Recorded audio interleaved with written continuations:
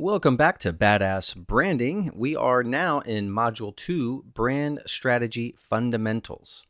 And this is Lesson 1, Brand Strategy, the what and the why. We're going to go over what brand strategy is and why it's important. And we'll start with a truth bomb, and that is growing your brand and your business is way harder if you don't have a brand strategy in place, even a simple one, because everything you do in your strategy influences what you do in everything else in your business. So in this lesson, you're going to learn what is brand strategy. You're going to learn why brand strategy is important, and we're going to learn what the core elements of brand strategy are.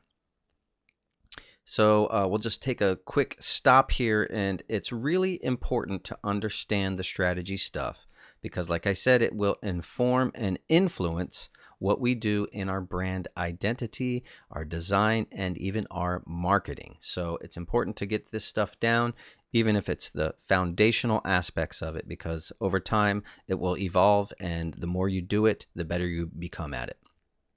So let's start with what is brand strategy?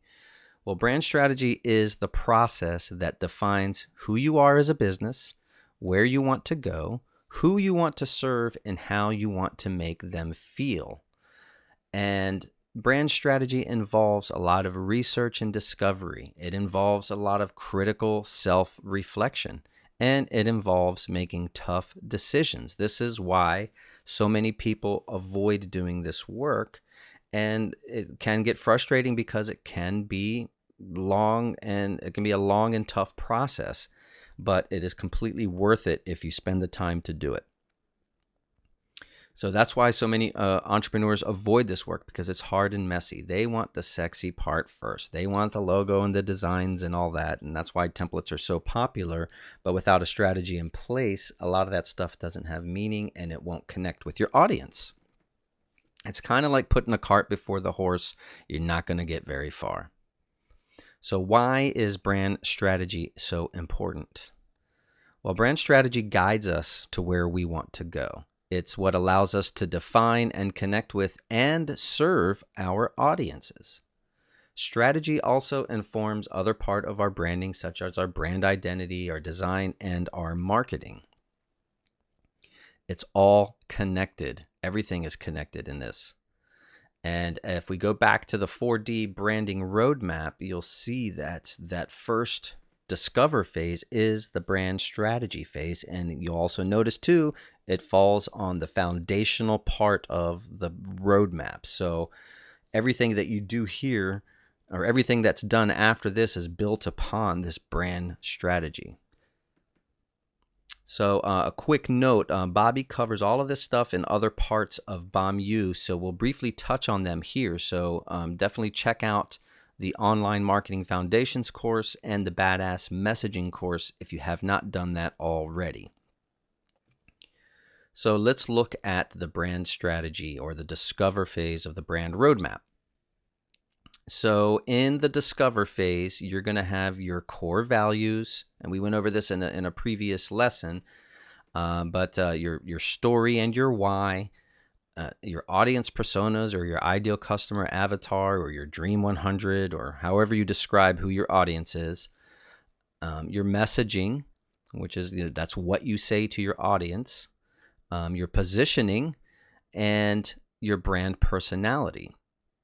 So let's go through some of these. So your core values, these are the things that sort of articulate what you stand for. What's important to you? Like, so, ask yourself questions such as, what do you stand for? Do you support certain causes? What personal values are important to you? Are you, do you have integrity or anything like that? Or how do those values show up in your business? So some examples of core values. So for Bobby, like, one of his is radical giving.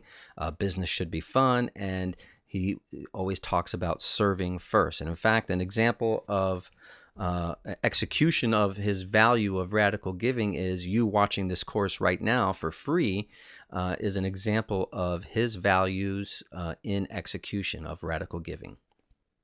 And if you go back to Module 2 of the Online Marketing Foundations course, you'll find more information on how to do this more in deeper detail. Next up is your story and your why. So things you need to ask yourself is like, how did you get started in your business? What were the series of events, anecdotes, struggles, or triumphs that got you to where you are today? And how is it connected to your why? And when you are talking about your why, you want to think about not just like, oh, why did I start my business?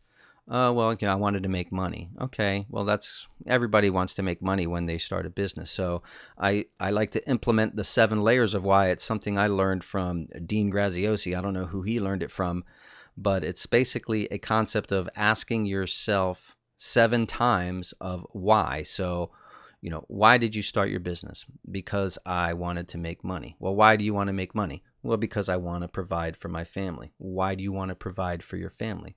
So I can leave a legacy for them and, support them and not struggle through life. Well, why do you not want to struggle through life? Because I want to enjoy my life. So as you got to dive deep into that why, and that really gets down, it really synthesizes it down to the single thing that's so important to you. So think about that. Next up, you have your ideal customer, which again, Bobby goes through in Module 2 of Online Marketing Foundations. But in a nutshell, you want to first nail your niche, which is basically, you want to know who do you serve. You want to kind of narrow that down and not have it be so broad. So you think about a subsection of a subsection, and that is more. So if you niche down, you're getting into more subsections. And when you are figuring out who your ideal customer is, you want to look at demographics versus psychographics.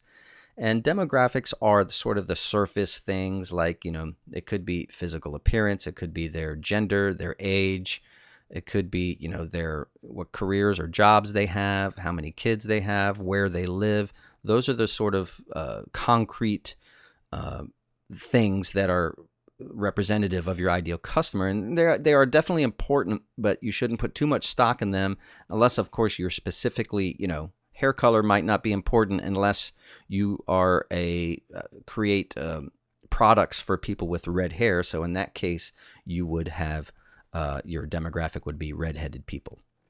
Now, psychographics are the more psychological aspects. These are the struggles, the pain points, what's difficult for them, and what are their problems as it relates to how you can help them. So that's a good way to understand who your ideal customer is. It's just to understand what their pain points are and also their demographics.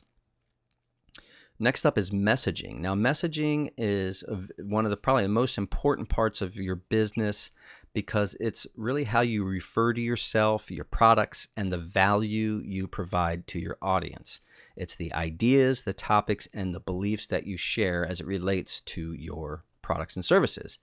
And that, like I said, that messaging is what you say to your audience. It's the framework on which you build your actual copy. And again, Bobby goes through all of this. There's a whole entire course on messaging because it's such a big, massive part of your brand. And you can go check that out at Badass Messaging if you haven't already. Next up is your brand voice. This is the tone in which you convey your messaging. How you speak to your audience everywhere. What you say, the words and the phrases you use to articulate your brand personality. Are you wacky? Do you curse? Do you slang? Are you professional or more academic, or are you more casual and silly? And just think about that as part of your brand personality. And positioning is basically how you differentiate yourself from your competitors. And positioning is kind of defined as the space that you occupy in the minds of your audience. And so, obviously you're not the only person who does what you do. I'm a graphic designer and brand strategist. I am certainly not the only one who does that. But my positioning is, I position myself by, being casual and being your brand buddy and those kinds of things, right? Bobby positions himself as the legal guy, right? And when I say positioning, it's not positioning on the entire internet. It's positioning into a smaller scale audience. So those people determine that you are the go-to person in that field. Not across the whole internet, but in that smaller scale audience. So a few ways to position yourself in these dimensions are sort of like, could be characteristics or features of a product that you provide. It could be price. Oftentimes, if you position on price, it's usually a race to the bottom, as they say. I say quality. I mean, I would expect anything that I buy to be quality, but you look at dollar stores, you know that their positioning is on price, so you're not going to get the good quality. Quantity could be how much of whatever it is that you sell. And it could be you could position yourself on your personality. Like there's some really wacky guys. I mean, you look at guys like Gary Vee, who, he could be presenting to a classroom of kindergartners and he's dropping the F-bomb, and that's his personality, right? So he's positioned as that guy who curses a lot, right?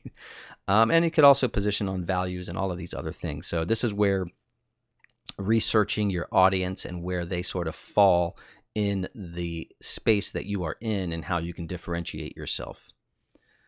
And next up we have brand personality. So these are basically the personification that describes your brand. It's the adjectives that describes you and your brand. And this is kind of often what people will connect with. This is the human element, right? Are you funny, witty, reliable, authoritative? Are you traditional? Are you free-spirited? Are you religious, or you're edgy, or whatever, right? So it's how your friends and colleagues might describe you. And in the case of Bobby, describes brand personality as the more cowbell. What are the things, the funny things, the little accoutrements to your personality that make you stand out? So think about how all of this is interconnected, right? How will what you do in this strategy phase influence what you do in the development of your brand identity?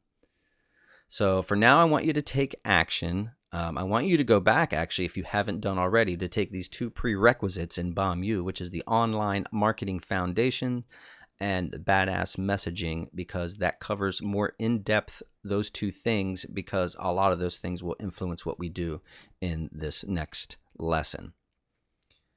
So when you have a brand strategy in place, it really makes all of the other parts of your business, of building your brand and your business, way easier. So that's it for this lesson. Today we really talked about what brand strategy is and why it's so important. And we looked over the core elements of brand strategy. And obviously you need to go back in some of those courses and get some of that stuff nailed down, like your niche, your ideal customer, your messaging, your brand personality, and all of the other online marketing foundations. Because a lot of the strategy, even though it's brand strategy, it's still marketing strategy. So there's definitely some overlap there. So up next, in the next lesson, we're going to focus on brand personality and uncover a simple method to determine yours. We'll see you in the next lesson.